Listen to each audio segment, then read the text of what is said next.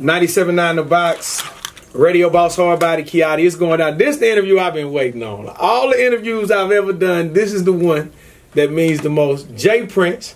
Oh, yeah. The Art of Science of Respect, officially out. We're going to say it's out now. Oh, yeah. Because you definitely can listen to it on the iTunes. You definitely can go buy the book. Oh, yeah. Hard copies available. Well, what makes this book so special to you, Mr. Prince? Oh man, this book is this is my autobiography. This is my life. You know, it involves my wins, my losses, everything that happened in between. You know, have opportunity. You know, everywhere I go, everybody asks me, "How did you do this? How did you accomplish this? Right. What it took? When? Where? What? How?" In this book, I was able to share my wisdom, knowledge, and understanding, you know, and blueprints and formulas of what made me who I am and how I was able to get respect. How important is it for people to write down their goals? Because, you know, now we live in a society where people may put something on Instagram and be like, oh, I did it. But how important is it for you to stop and really write down the stuff that you want to do? Very important. You know what I mean? It's a part of structure. It's one thing to have a goal in your mind. It's another thing to write that goal down and look at that goal every day and then apply a work ethic to that goal, that you do something to accomplish that goal every day. Powerful stuff. Reading through the book, and if you hadn't read the book, I read the book in one night. I stayed up from cover to cover. It's just I feel like, and this might sound funny, especially if you're not from here. This is like a real life power. Like, this is like real life power, except for at the end of the story, we know you get a record label, and the record label do what it's supposed to do, and then you get into boxing and some other things. Has anybody ever compared the book to Power yet, moving around doing these interviews? Well, yeah, I think it's been compared to a whole lot of different powers. That some people call it the Black Bible, which is the ultimate power. Yeah. But yeah, it's a combination of different blends in it, man, that I'm sure, you know, when you read it, or if you allow it to be read to you, you'll be able to apply something in it to help you in a part of your life. When I looked at the goals that you had wrote down, I seen one of the ones was to make Single-Out. if you would have made it to make Single-Out, who you would have signed to Single-Out? Yeah, you know what? I actually did create a Single-Out. I had, I forgot the name of the groups, but of course Johnny P was one of them. You know, rest in peace, Johnny P. Right. And we did put an album out on him. You know, Single-Out didn't become as popular as Rap-A-Lot because, you know, we didn't have a goal of platinum artists on Single-Out, but I accomplished that goal. You made Single-Out. Okay, because I was like, God, I definitely know that coming up. And then I didn't know that Rap-A-Lot was named after your brother. Yeah, Sir Rap-A-Lot. You know, my brother, Sir Rap-A-Lot, some people call him K9. You know, I named the company after him because, you know, I wanted him to, he wanted to be a rapper. I wanted to support him. I didn't want to see him in the streets hustling, so, you know, that's where that name came from. So my mom is a preacher. So growing up, I prayed for discernment. Like, I just always wanted to be able to be around people and know either if they was the real deal or I might not want to, you know, fool with them kind of people. Right. So just you praying for a sign, and after you read the book, you'll understand more what we're talking about.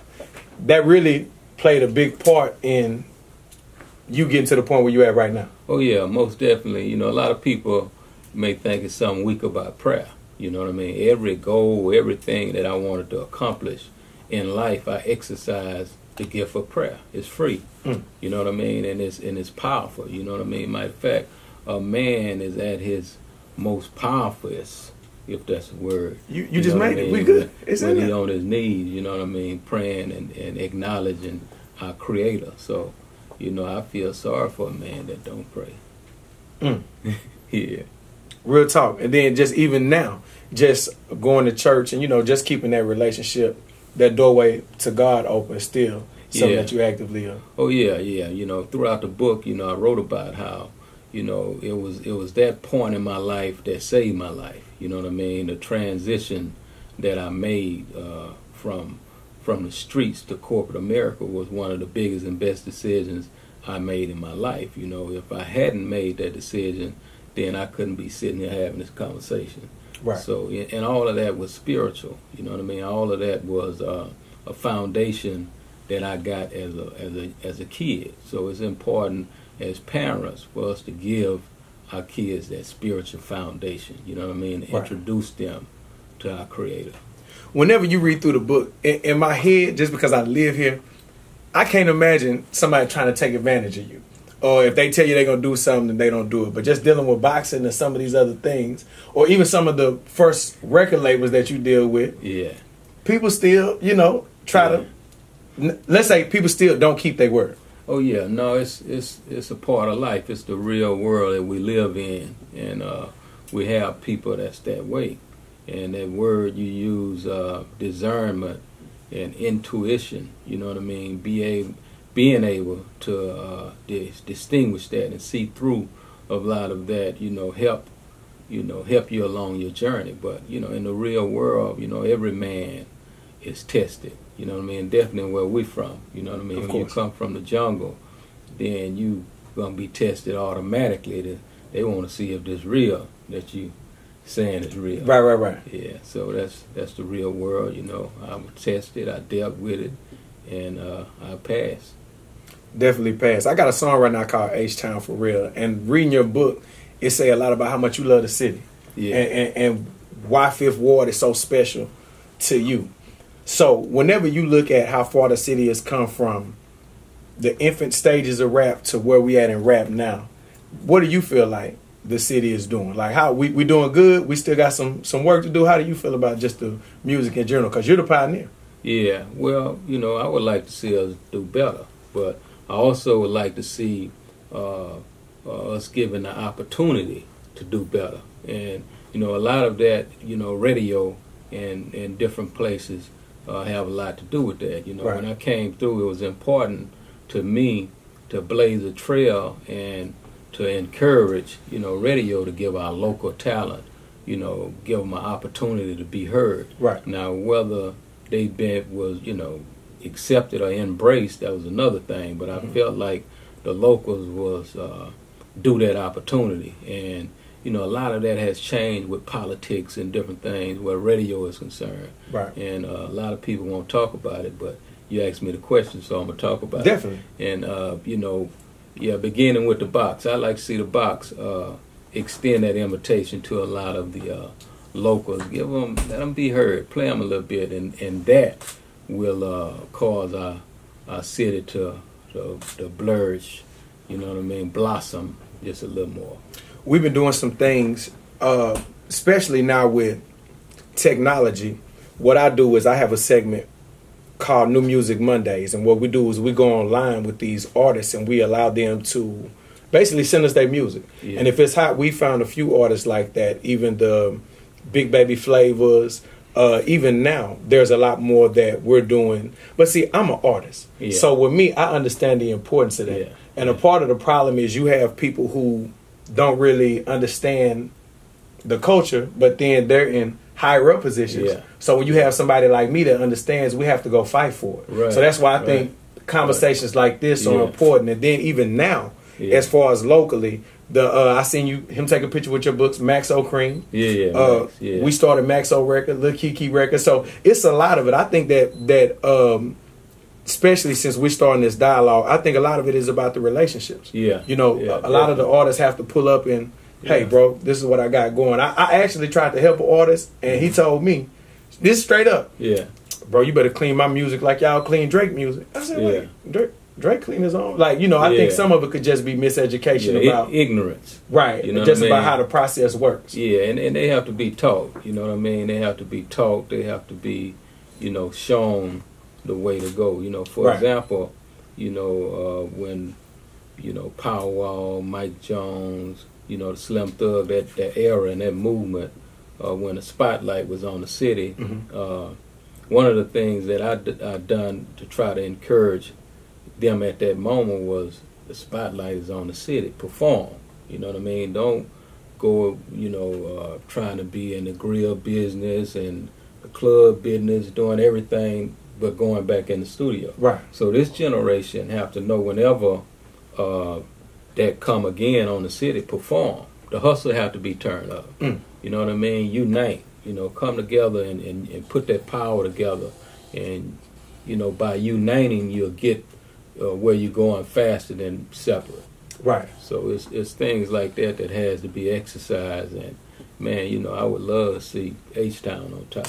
It's coming. We definitely doing a lot of stuff behind the scenes. That's why this conversation was so important to me. I know that you've co-signed all of the, hey, we moving. All right, let's do this. Let's get this in line. Let's get that in line. I was actually a part of Houston history. We had a photo shoot at the ranch, and I was honored to get an invitation to the ranch. And that was a day I'd never forget, just because the unity that you're talking about, to actually be there and to see everybody there, differences aside. Yeah. Because they didn't have egos. If they had an ego, it was like, do y'all really have a problem? Do y'all want to? Nobody wanted to go, you know, so to have all the egos aside and just have everybody that was doing something at that time, how hard would it be to recreate a picture like that? Well, it depends on who's trying to recreate the picture. Like even back then, I remember it being beef in the air. You know, this person didn't want to be around this person. True. This person, you know what I mean? But, you know, they all came together because I asked them to come together. And it was because of a bigger portrait. You know what I mean? It's not about individuals, you know, come together to exercise their beef and different things like that. You know, when one look at that picture right now, that's like a historic moment. That's a part of H-Town legacy that's going to be, you know, viewed and handed down for years. Right. So you have to get, you know, big picture thinkers together, like-minded people. And if y'all want to do it, you know, I call on me. I'm gonna encourage it. You know what I mean? Because it's needed. That's how you win. You unite that kind of power together and show the world, show the other states, the other cities something different. You know, where H-Town was concerned, because that's what I done when I came through, and that's why everybody followed that blueprint. Legacy is an important thing, even if you look now. Super proud of Jazz, man. Jazz out here doing some amazing things, even from the Finding Drake, and that's somebody that personally I have a relationship with. How important is legacy? Oh, real important. You know what I mean? I believe that every person that died, you know what I mean, if they had anything that they wanted to be remembered by, is their name. You know what I mean? They don't want to be forgotten about. You know what I mean? So that's all of that is a part of legacy, to not be forgotten about, to do something great while you're here to be remembered for as well. So, you know, it's important to me. You know, some people it may not be important to, but it's important to me. Definitely. Yeah. Loyalty is something that's important too. Big Chief is one of the first people. I was telling Uncle Tony this, he was dying laughing. Big Chief, one of the first people that ever made me realize we could take somebody back from the police. Yeah. Listen, this is a true story. Don't be laughing, Uncle Tony. Let me keep it 1,000. Look, we seen Chief one night. They finna try to grab somebody. Chief's like, no, ain't nobody going to jail tonight. They was like, no, he going to jail. Chief say no. And the dude didn't go to jail. Yeah. Long story short, I found myself in a similar situations and connections. And I said, wait a minute, I seen Chief do this before. I know how this go. Yeah. So, hey, man, we ain't going to jail tonight. Dude said, no, by the time they called the 1 or 2 police, it was about 100 of us. Yeah. And long story short, we didn't go to jail that night. Yeah. My thing is loyalty in numbers, and even in certain parts of the book, how you move just because you felt the people were trying to take advantage of your situation and your upcoming. How important is that, being willing to stick together and being willing to ride for something? Oh, it's real important. It's the difference between a moment and a movement. You know what I mean? Unity is a movement. You know what I mean? All that separate selfishness and, you know, it's just me, myself, and I, then that's a moment. Meaning that's short term. You know what I mean? But to unite in numbers is strength. To unite, even if it's 10 of you together on one accord, you can be stronger than 100 or 1,000. You know what I mean? Because it's a power that exists in unity, man. That's unlike any other power. Yeah. Straight like that. The Art and Science of Respect out right now. Be sure it's on all streaming sites. You definitely can download it and stream it. Hard copies available as well. If you could leave, because Houston is your city. If you could tell the city something right now, just as far as motivation to keep everybody working and headed on the right path, what would you say to Houston right now? Yeah, well, definitely. Well, this could be for all of Houston. I think it's important for us to bag up off of IG to a certain extent and embrace a OG. You know what I mean? Which is simply some sound wisdom from somebody or substance. You know what I mean? Don't allow IG to become your OG. You know. So if you can do that, then I know the other things will connect. You know, the unity will come together because with sound wisdom, a lot of things move smoother. So yeah, let's replace these IGs with OGs. Straight like that. Have you? And that's the funniest thing. We finna get out of here. The internet people have no idea. So like, if you post something, and do you ever go look at the comments? Because you know some of these little kids have no idea who they talking to. So you may say, "Hey man, Drake, it's over." Some little kid on there. Oh man, y'all playing. Like, does that ever make you laugh? Like they have no idea. Yeah, no, it's a interesting new thing going on. You know what I mean? Yeah. And that's the way it is, though. That's real life, and I learned how to adjust even to the IG, and that's why I'm making that statement. Yeah. Because you know I see the power that it has, and I see how so many are brainwashed and allow that to become like their God. And it's important to put it in the place where it's supposed to be. That's what it is. On Signs of Respect out right now. Be sure you download. Be sure you buy the hard copies. We need this to be on the bestseller list today, tomorrow. It's definitely going down. Keep it locked right here on the real sound of H-Town. 97.9 The Box.